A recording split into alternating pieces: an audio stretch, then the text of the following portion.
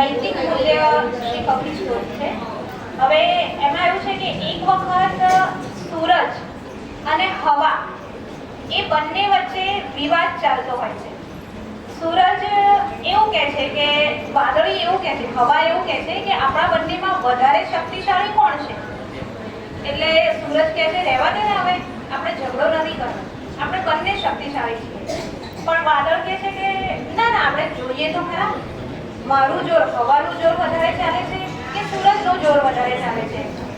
એટલે સૂરજ તો પણ એને સમજાવે છે કે રહેવા દે, આપણે ઝઘડો નથી કરવો, પણ હવા માનતી નથી।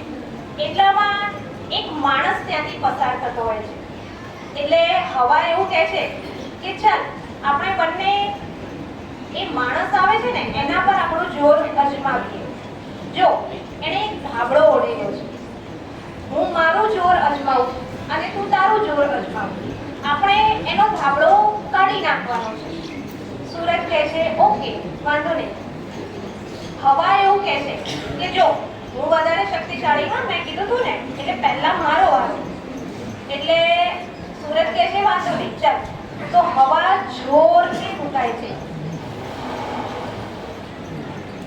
પણ એ માણસ છે એ એનો ધાબળો થોડો વધારે કસીને ઓઢી લે છે। પછી તોય હવા ઝંખવાતી નથી જરાય, એ એમ કે છે ઉભો રહે, સેકન્ડ ટ્રાય કરવાની। એટલે ફરીથી હવા જોરથી ફૂંકાય છે, પણ તો પણ એ માણસ છે એ એનો ધાબળો હજુ વધારે જોરથી કસીને ઓઢી લે છે।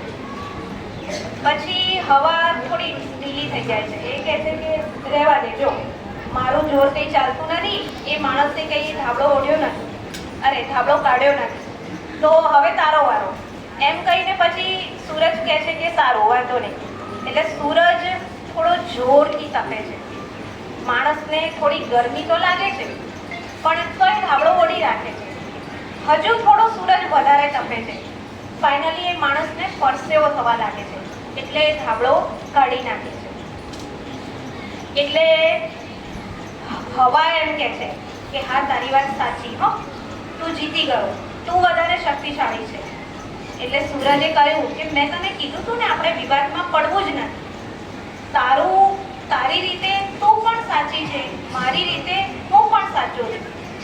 એટલે આપણા બંનેમાં અલગ અલગ વિશેષતાઓ છે અને એ વિશેષતાઓને આપણે સાચા રસ્તે વાળવાની છે, એનો સદુપયોગ કરવાનો છે, દુરુપયોગ નથી કરવાનો। એમ બાળકો આપણે પણ આપણી અંદર જે અલગ અલગ વિશેષતાઓ પડી છે એને વિકસાવવાની છે અને એનો સદુપયોગ કરવાનો છે। Thank you.